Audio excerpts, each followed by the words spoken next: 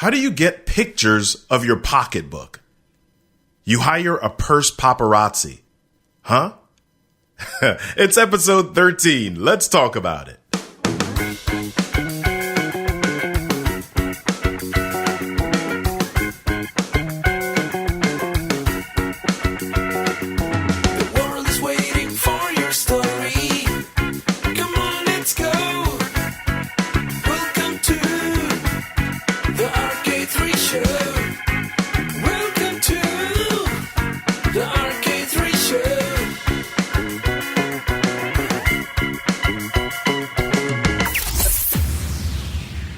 We're back once again. I'm hanging with you, my friend. I'm Robert Kennedy III, RK3. That's me. Yippee. As far as your eyes can see, what's up with this?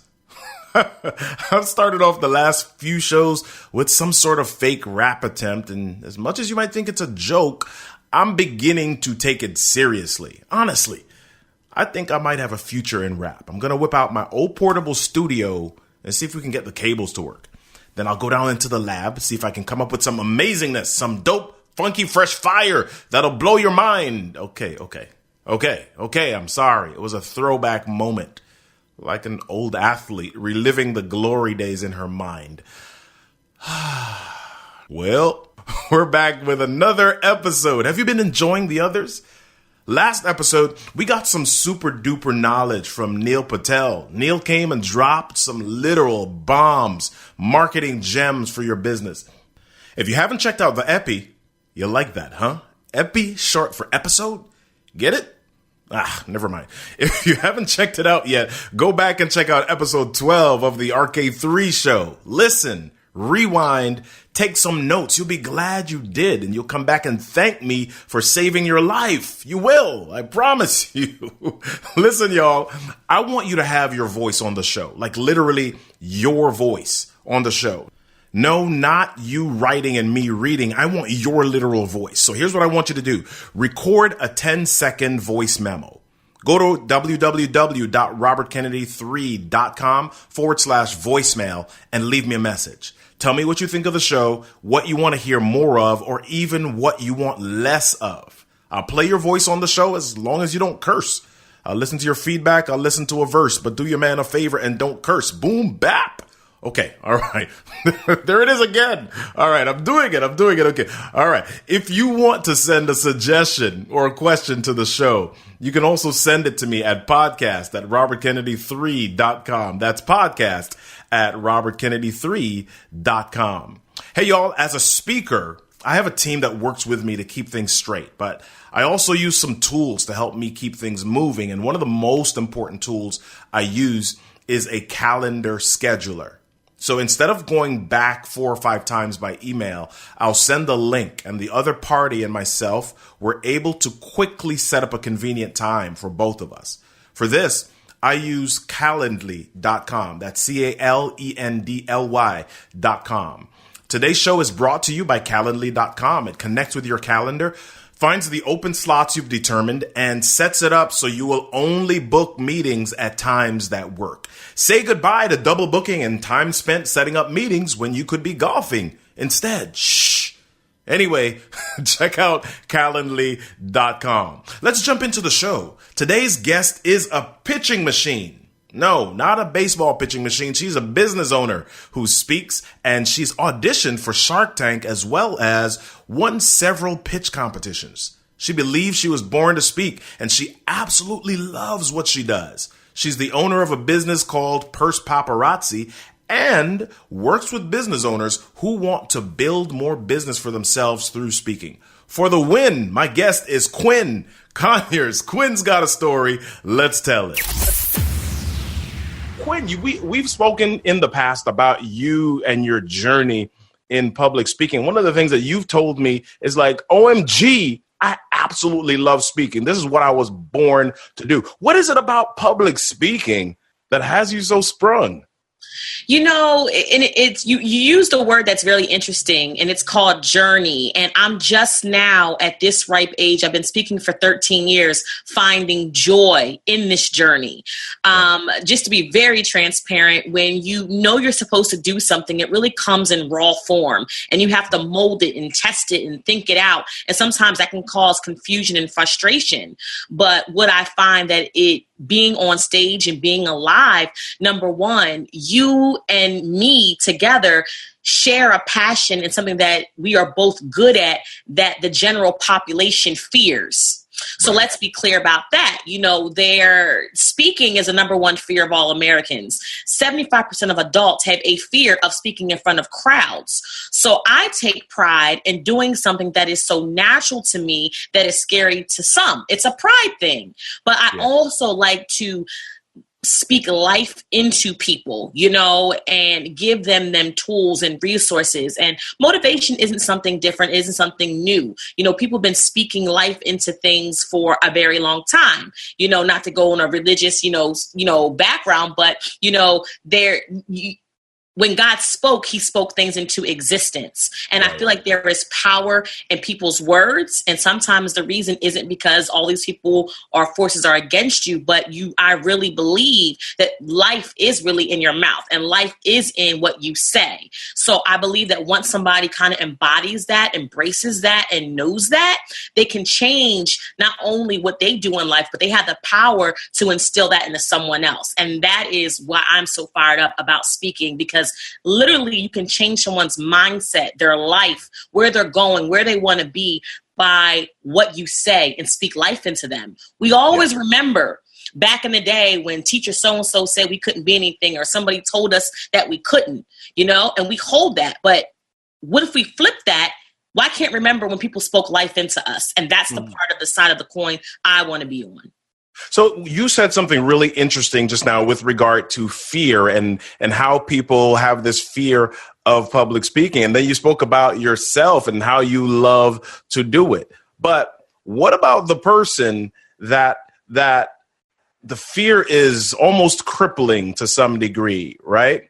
But they still have a gift in some way. I mean, people look at you and might make the assumption that, oh my gosh, she's amazing at it. She doesn't feel afraid or fear or scared at all. Talk to us about that fear factor within you as well.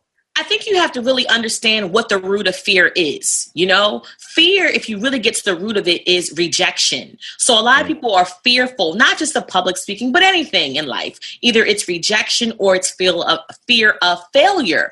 But I'm building a new relationship with fear.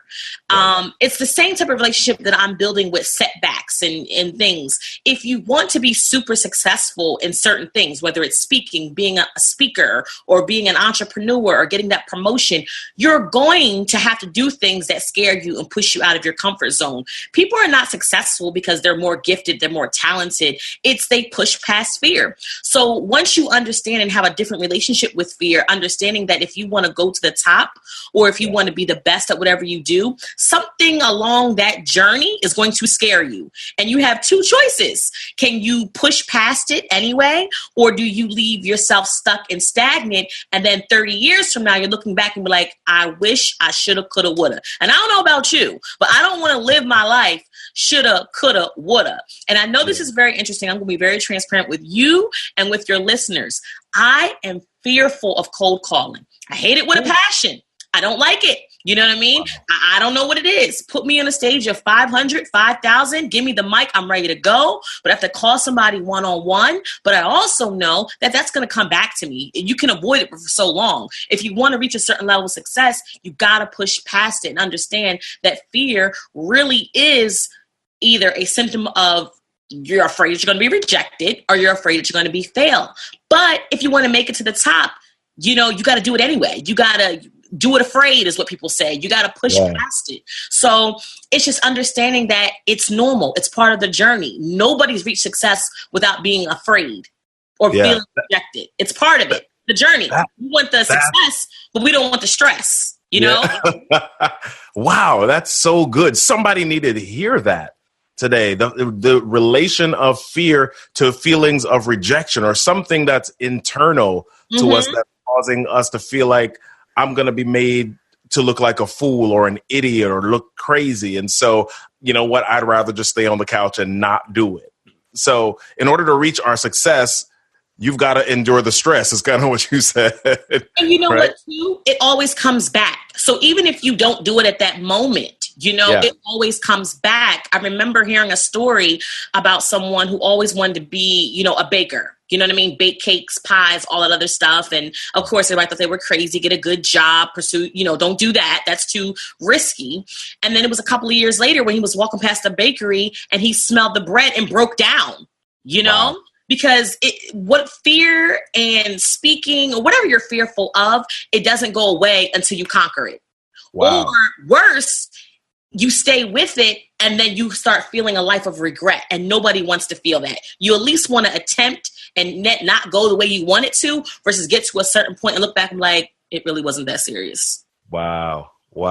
So I want to talk a little bit about the how you get yourself, I don't want to use the word known, but how do you create visibility? Because a lot of people start, and you've heard them and I've heard them, they say, I'm a motivational speaker. And they may speak at a high school, but nobody knows who they are outside of their, mama and them and a couple of people around them. They have not made the leap into seriously taking this as a business. So speak to us about how people can utilize what should we do to gain visibility as a public speaker? Well, awesome question. The first thing you have to do is, if you want to speak, you have to be heard. You don't want to be someone's best kept secret. And what I realize is people have their mindset on Z. They're at A, they want to go to Z, right?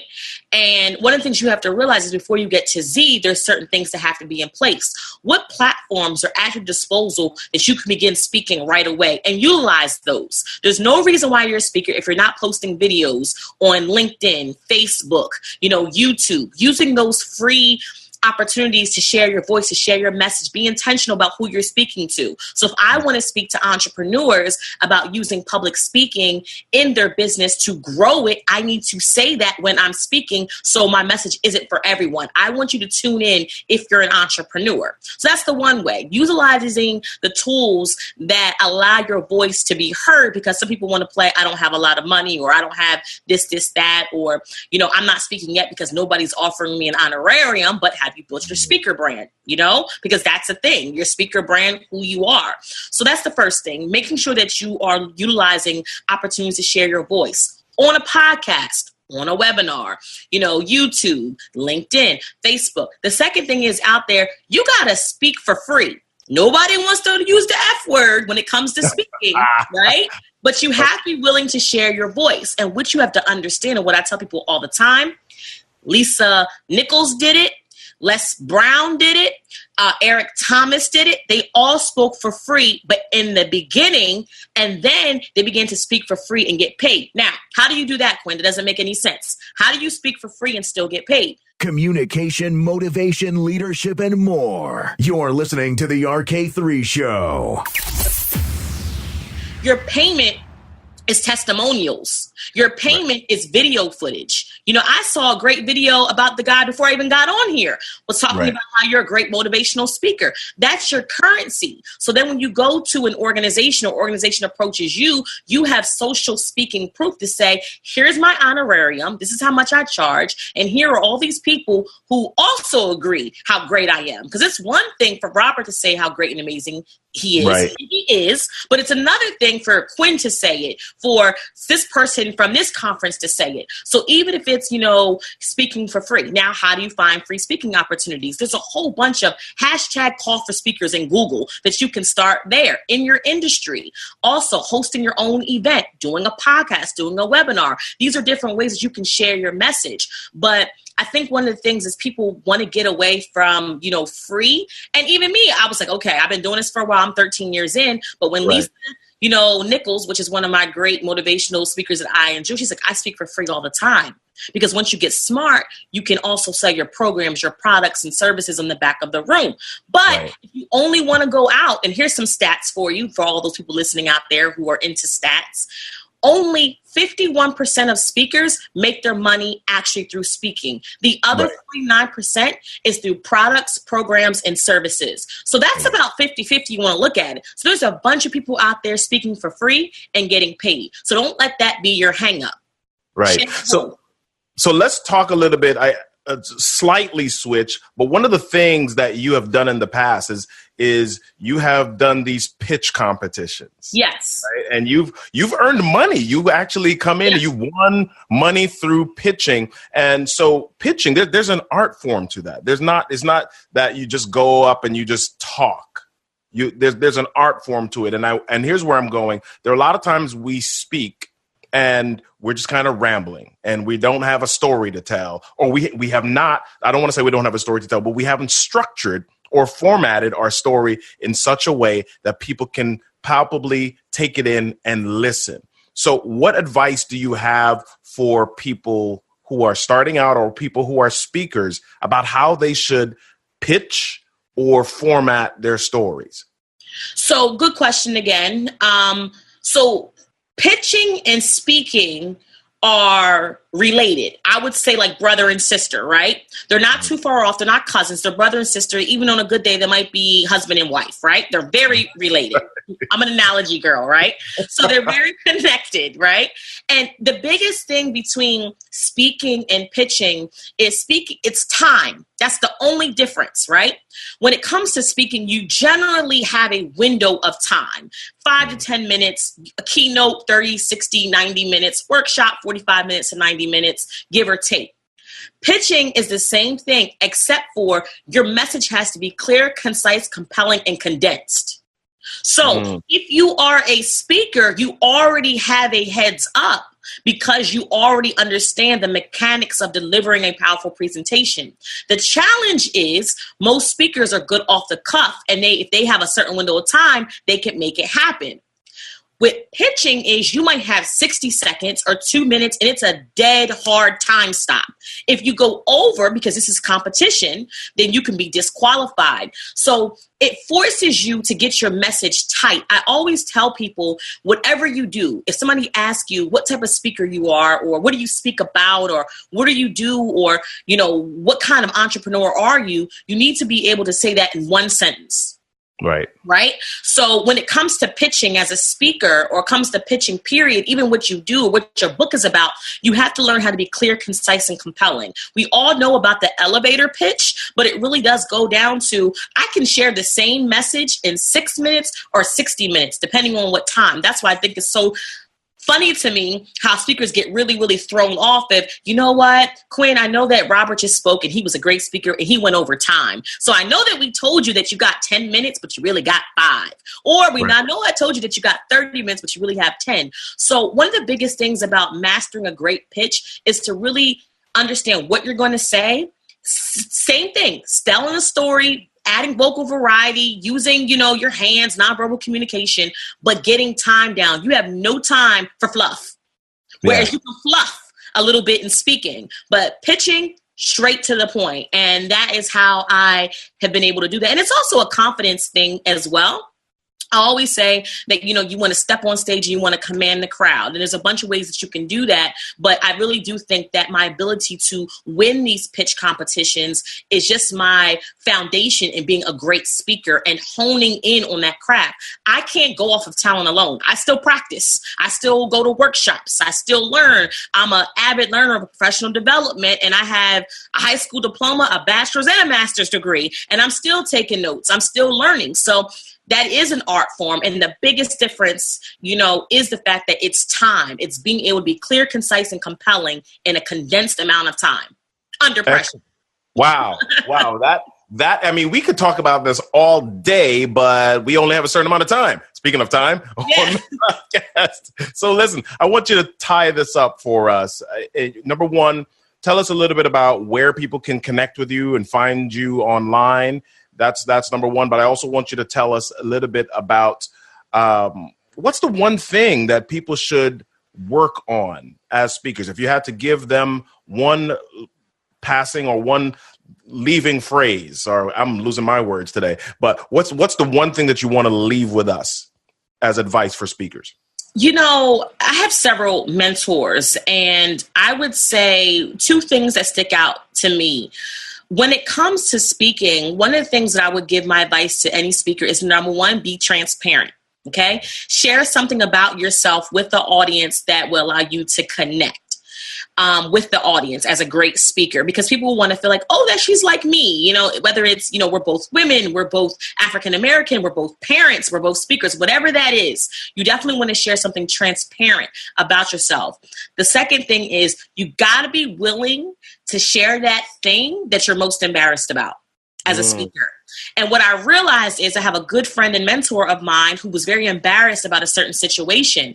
And once she told her truth, that is what everyone wanted to book her on. Wow. And she was trying to put herself in the package of, I run a business and I'm a single mom, not realizing that people wanted to know how she was incarcerated for all those years and came out, became a motivational speaker. And she was just blown. And I just kind of thought to myself, what am I hiding? What could I share that would relieve me, but also take the burden off of someone else? And that thing that you're kind of hiding, you don't want people to really know about you as a speaker, that's going to be the one that people probably want to hear the most from. You're like, I don't understand. I done got all these degrees and you want to hear about X, Y, and Z? Really? Wow. That's what's going to get you booked. Wow. If you've got a business, you've got to speak. Not just to the customers at the cash register, but to the ones who haven't yet had the opportunity to experience what you do and even why you do it. So get those chops together. Get a coach. Get Quinn. Let her help you win. The info is in the show notes. Tell her RK3 sent you. Hey, peeps, guess what? I'm a creator.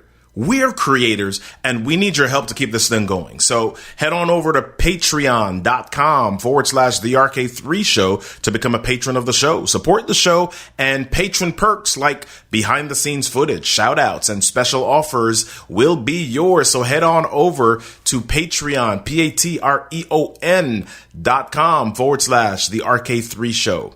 Come on, folks. We need you to make this thing go. So don't forget to tell your people to go over to Apple Podcasts to leave a ranking, rating, and review for the show. Also, listen on Stitcher, Google Play, Spotify, TuneIn Radio, Pandora, and iHeartRadio. Feel free to show some love there too.